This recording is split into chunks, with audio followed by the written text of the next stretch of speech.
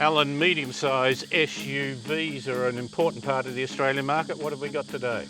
We've got a Forester, the 2022 Forester S. Yes.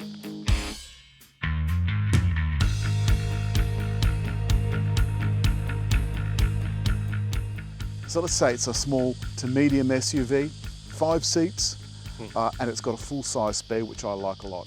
And it's got categories that I don't understand. It's got the base model, the S model, the premium model and the sport model, but Yeah. the premium's not the top one. And the S is the top one. Comes in 2 different engine options. There's a $44,190 2.5 litre flat 4 or boxer engine, and you add $3,000 to get the hybrid. It's only a mild hybrid, in my view. It's got questionable value. The front of the car hasn't had much of an upgrade since this brand new model was released. What would that be, David? Three years ago, would you say? I think. Once you get under the bonnet, you notice that the engine sits rather low in the engine bay. Alan, it looks enormously long engine bay, doesn't it? Well, it does look long, but I think that's because the engine's so short. Okay. All of this front bit is just paraphernalia. It's the drive belts and so forth. And you know, David, I think this is one engine that really could do with the tiniest of little turbos.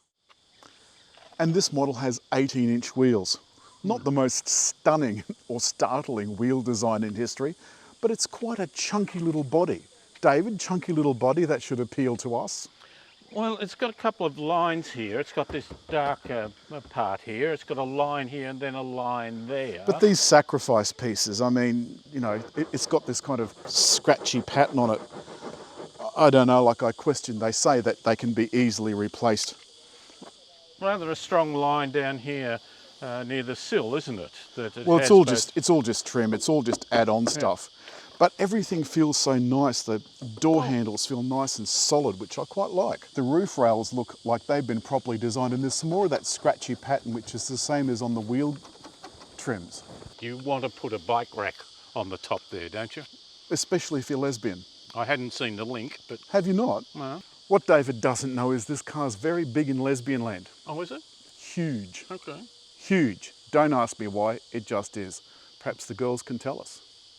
The rear end got a little bit more design into it as the car aged, and this model certainly has aged well. Luckily, the tailgate is much, much quicker than it used to be on the old model.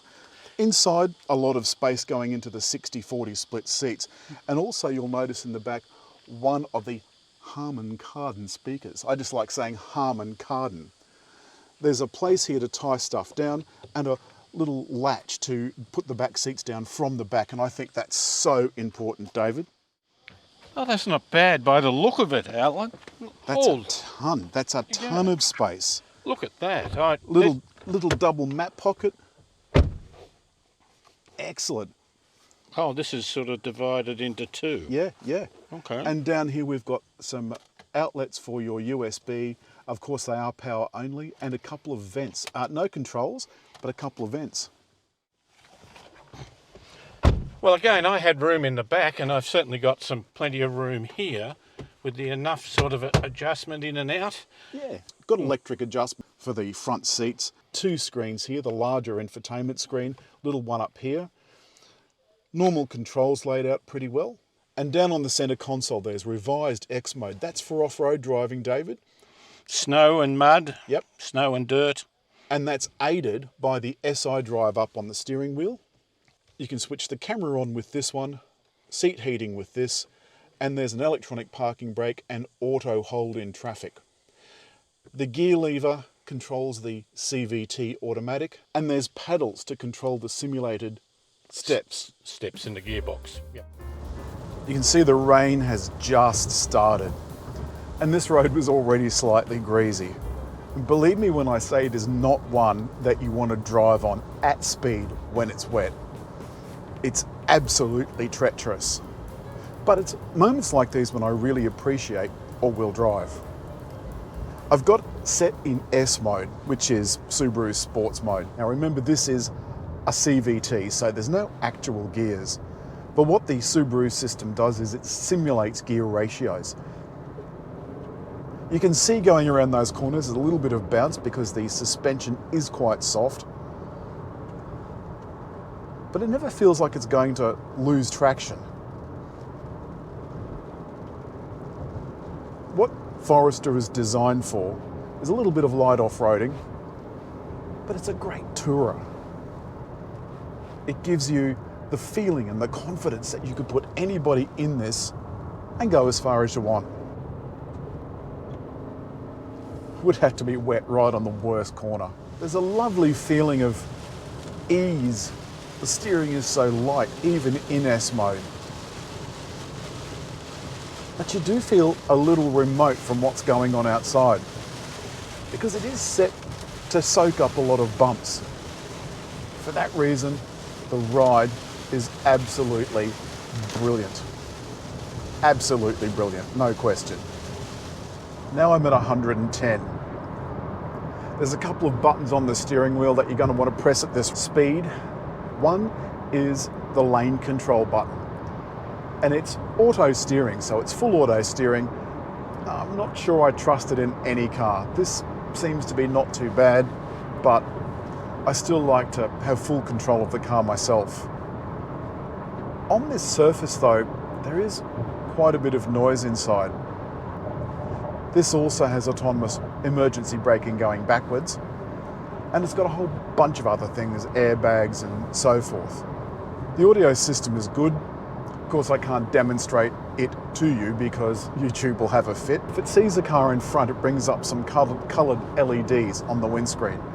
I don't know what good that does to you, but anyway, there it is. It also has a couple of annoying tones, which I always turn off straight away. Once you turn the smart cruise control on, it bings every time it sees a car in front and every time that car in front goes away. That would do my head in after a half an hour. And the other thing is, I took a phone call before because I've got my phone plugged into CarPlay, and the digital speedo disappeared. It told me I was on the phone.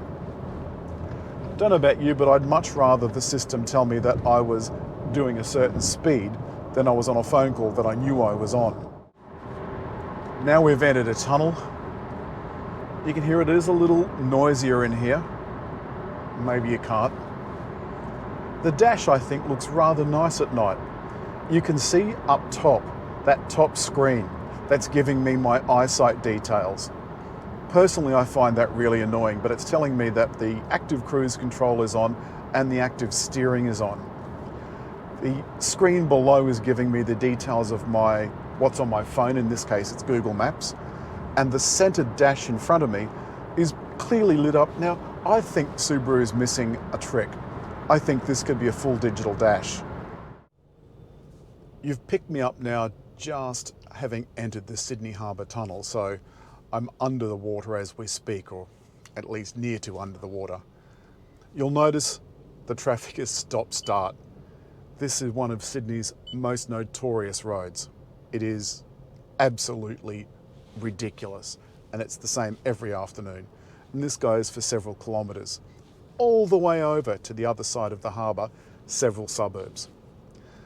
But what I wanted to demonstrate was the fact that I have no pedals active at the moment. I'm not doing a thing, the car's doing everything.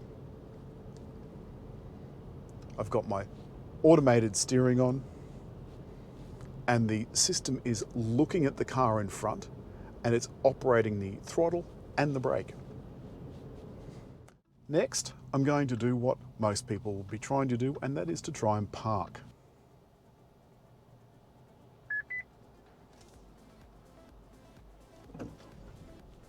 That little beep was the Subaru telling me the car in front had moved. I could tell it had moved because it moved. But I guess it's great for people that aren't paying attention.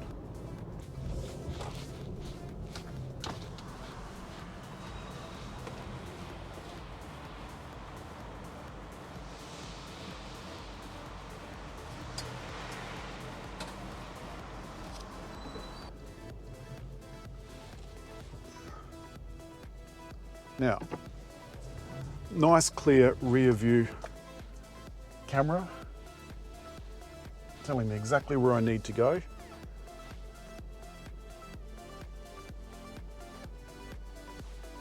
Got a bit of schmutz on it from when we were out and about.